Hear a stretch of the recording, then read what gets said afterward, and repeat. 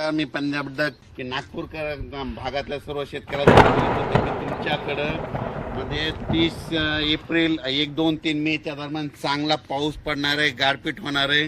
म्हणून तुम्ही तुमच्या पिकाची काळजी घ्या. कारण 30 एप्रिल 1, 2 मे 1, 2, 3च्या दरम्यान तुमच्या नागपूर भागामध्ये, पूर्व विदर्भामध्ये चांगला गारपिटीसह वादळीसह पाऊस पडणार आहे. म्हणून तुम्ही हा अंदाज लक्षात घ्या. महाराष्ट्राच्या सर्व शेतकऱ्याला अंदाज देत आहे.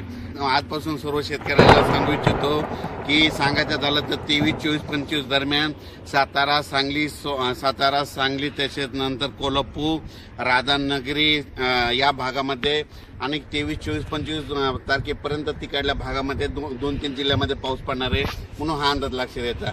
त्याच्यानंतर कर्नाटकमध्ये पाऊस पडणार आहे, तेलंगणाला पडणार आहे. त्याच्यामुळे काय होणार आहे, जे कर्नाटकच्या सीमालगतचे जे भाग आहेत म्हणजे उमरगा झालं, नांदेड झालं, त्याच्यानंतर धर्माबाद झालं, त्याच्यानंतर धाराशिव, जत, मंगसूळ या भागामध्ये पावसाचं सत्र ह्या 5-6 दिवस चालूच राहणार आहे. म्हणून हे अंदाज लक्षात द्यायचा.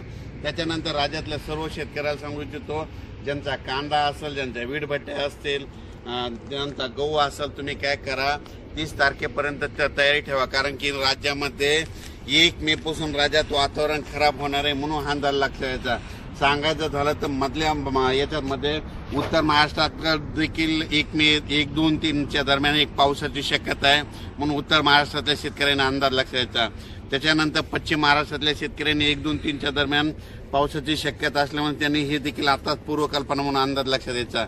पण नागपूरकडल्या सर्व शेतकऱ्याला सांगू इच्छितो, योगायोगानं मी तुमच्या भागाकडे आहे म्हणून तुम्हाला सांगतो, 30 एप्रिल पासून 1, 2, 3च्या दरम्यान तुमच्या भागाकडे वादळी वाऱ्यासह चंद्रपूर, वर्धा, नागपूर, भंडारा, गोंदिया गारपीट होणार आहे. म्हणून तुम्ही तुमचा पिकाची काळजी घ्या. अचानक वातावरणात बदल झाला तर लगेच उद्या मेसेज दिला जाईल. धन्यवाद.